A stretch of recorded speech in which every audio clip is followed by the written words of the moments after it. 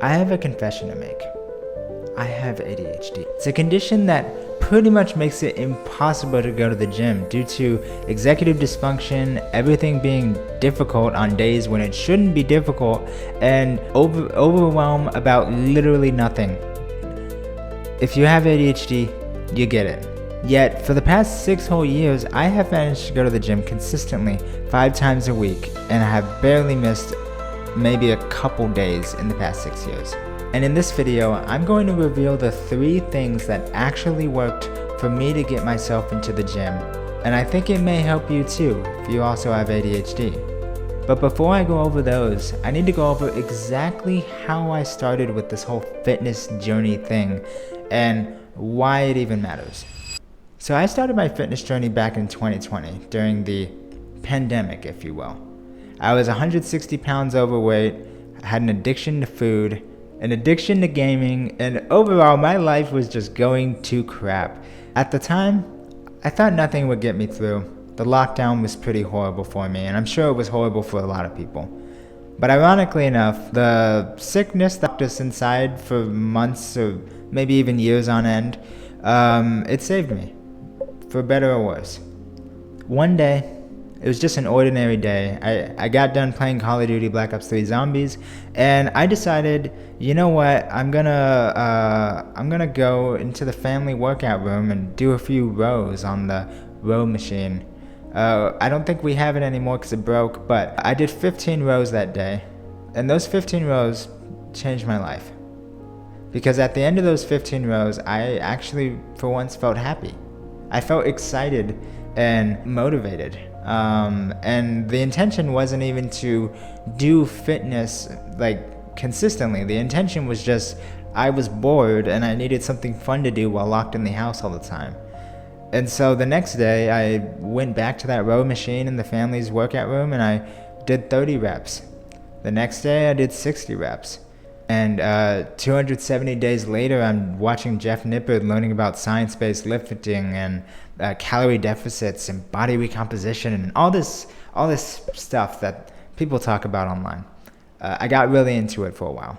But I'm sure that if you have ADHD, you're probably just as overwhelmed as I was during that time, learning all these different things that you can do and how to get into the gym. Like, why is it so hard? And why does none of this stuff apply to us? It's because none of them have ADHD, so they don't understand the struggle. They don't understand why when we're sitting on the couch and we tell ourselves to go to the gym, we continue scrolling on our phone. Or why we get task paralysis when there's too much to do at once because we can't initiate the task.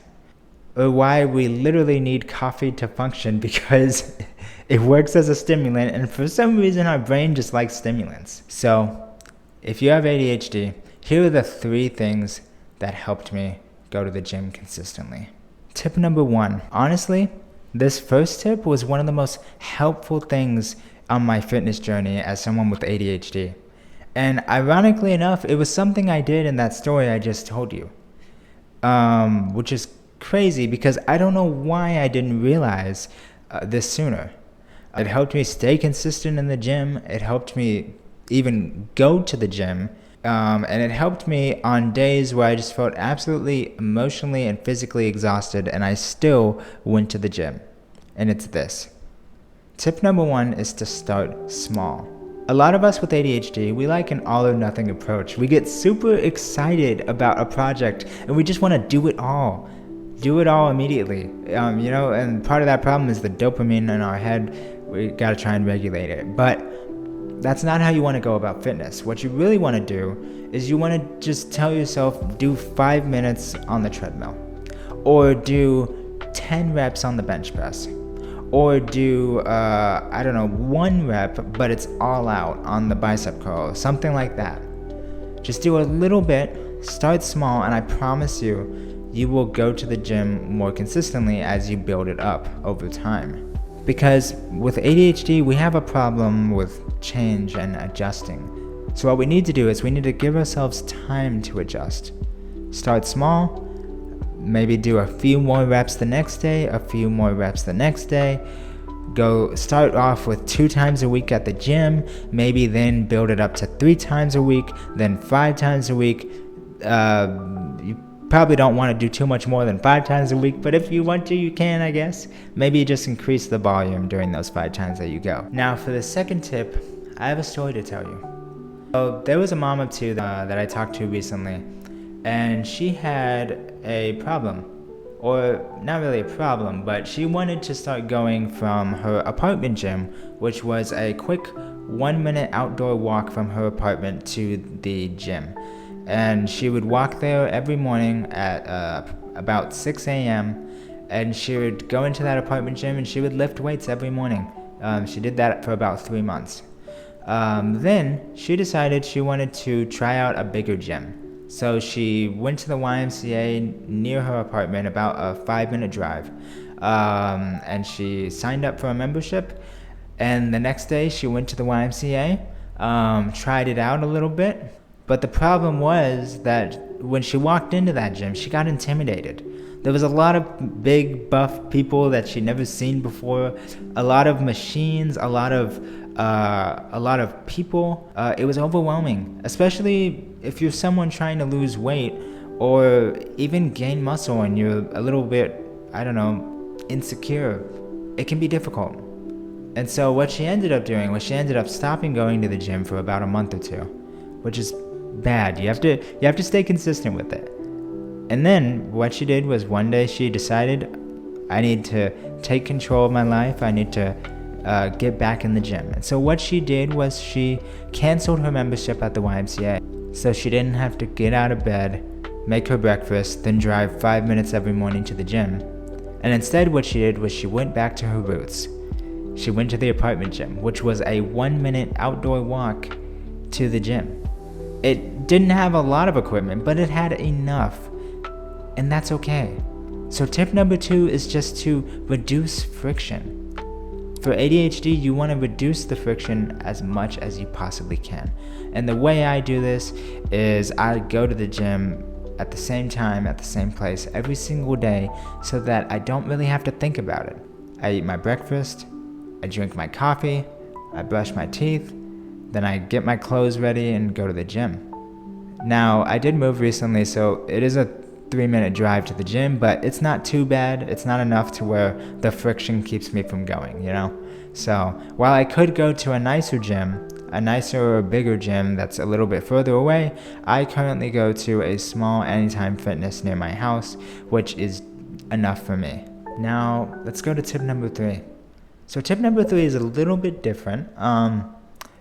If you've heard of this technique, which you probably have if you have ADHD, you'll know that it is very effective for pretty much any task that you're trying to do and trying to get done within a deadline. Now, this is a bit difficult to instill into your fitness journey while you're at the gym, but I know it can be helpful because I used to do it and it was very, very effective at getting me out of bed in the morning and getting my butt in the gym, especially on days where I had a long day at work the night before and I just did not want to get out of bed. But this, I don't know, something about it. It got me going, and I would usually be pretty excited to go to the gym. And even if I wasn't excited, it was still a good workout. So tip number 3 is to body double. Now, I'm sure if you have ADHD, you've heard of body doubling. It's where you get someone else in the room with you to do a task or work on something, and usually that gets you a bit more motivated. I don't know why, I don't know the science behind it, but somehow it works. And so the way I used to do this in the gym was I would get a gym partner. I used to go with my cousin before I moved, and what we would do is we would get up at 6 in the morning and we would go to the gym together, and it motivated her and it motivated me, especially when so I would wake up at 5 a.m. and sometimes I wouldn't want to get out of bed, to be honest, and then she would text me and be like, hey Nick, you up, we going to the gym? And then I would groan and get out of bed, and I would do the same for her. If she had a bad day, we would get our butts in the gym together. And so if you can, I know this isn't an option for everyone, find a gym partner. text your family members, text some of your friends, see if they go to the gym with you and get a workout in. And if they can, maybe they can do it a few days a week with you, or a few nights or mornings a week with you. I know that definitely kept me in the gym and kept me going. And so if you don't have any friends that can go with you, just pay for a personal trainer. Now I know, easier said than done, they're freaking expensive. I looked at the price the other day. Jeez Louise. It is pretty crazy. But if you can afford it, it could be a nice little accountability buddy. Personal trainer gives you a text, tells you to get into the gym, and maybe you get a workout in. And they can do that a few days a week because you're paying them. So they kind of have to do whatever you tell them, you know? And the last one is by far the hardest thing to do in this entire video, but it could be beneficial. Ask to work in with someone. Now, if you don't know what working in is, it's where you say you want a machine, but someone's using the machine. You just go up to someone and be like, hey, can I work in with you? And usually that means you can do a few sets and they can do a few sets together on the machine.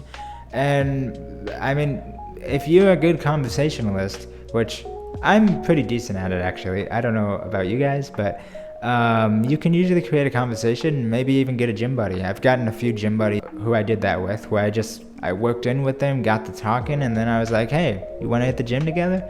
And I mean, it works pretty well. It's just super hard to do, especially if you've got like social anxiety or don't want to go up to people.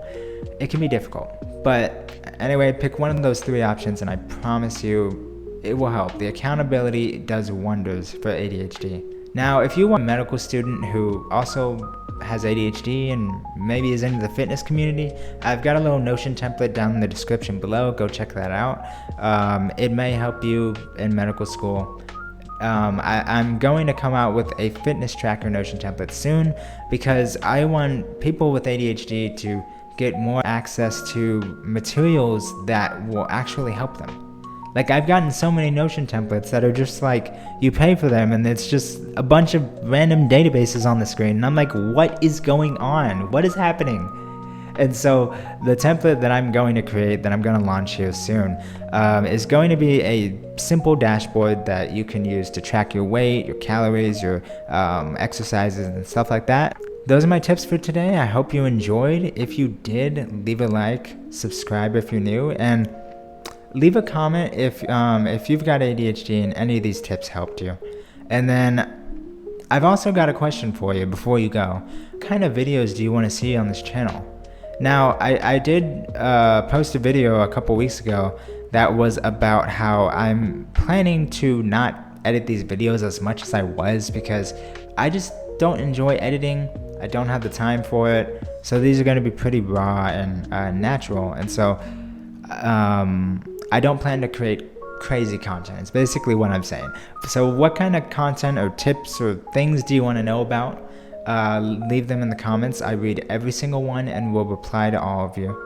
And yeah, I hope you guys have a great day. I hope this helps you if you have ADHD, helps you get into the gym consistently. And yeah, I'll see you all later. Bye.